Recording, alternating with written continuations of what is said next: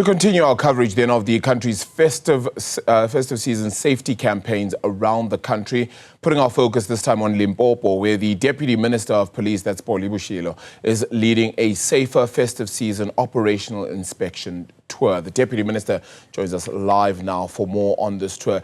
Deputy Minister, would you just give us the latest on how that has been faring, especially then throughout today, which I presume would have been a long day, as you had said previously to us?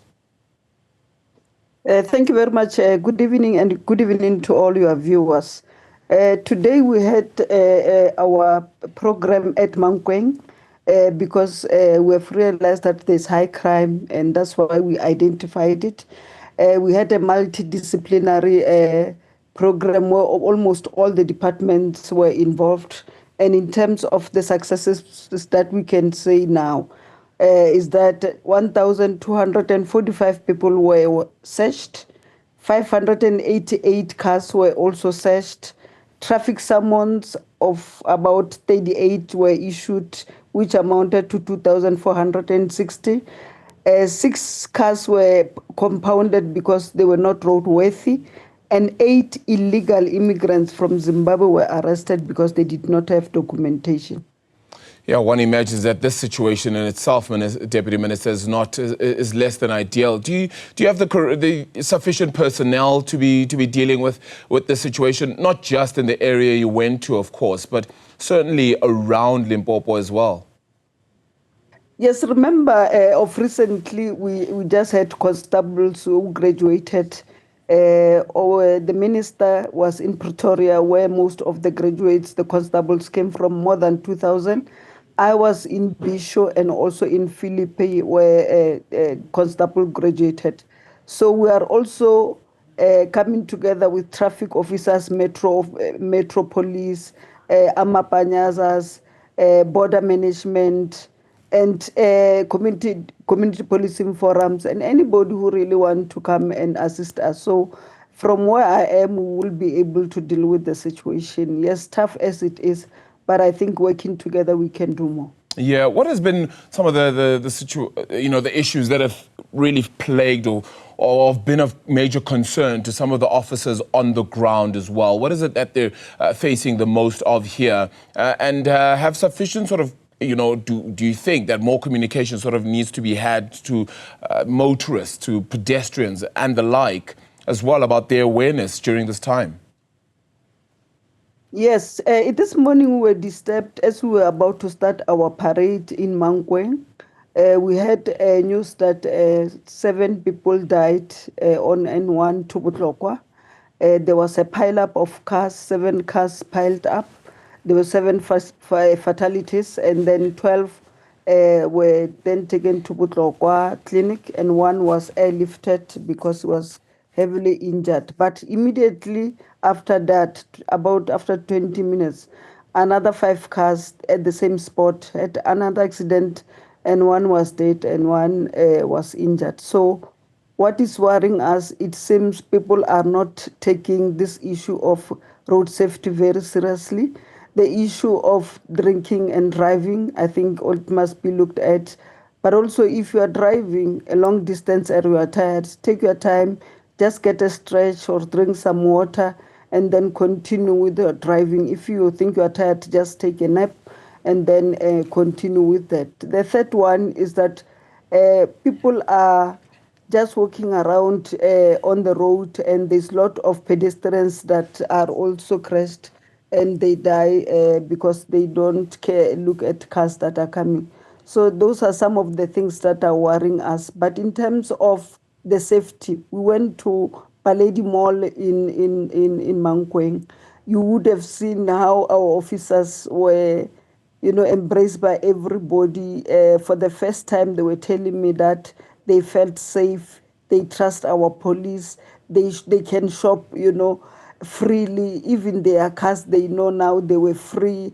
And they took photos with our police, and our police were doing our parade. And I think we are winning back our trust, and we'll make sure that this festive, our people are safe, and then the trust will even be more. Yeah. Deputy Minister, do you mind just sharing what it is that informs your decision to go to the particular areas you go to then on this tour? I know you can't necessarily reveal where exactly you go on this tour, but what informs the decisions you make in going to those particular areas? Yeah, as you know, we are three in the ministries, the Deputy Minister, the Deputy Minister Matali, and myself, and Minister Mtunu. What we look at, you know that every quarter we read stats. So from the stats, then we can see like 20 or 50 hotspot areas where there's a lot of murder, where there's a lot of GBV, where there's a lot of car hijacking, where there's a lot of accident. Those are areas that we pick up.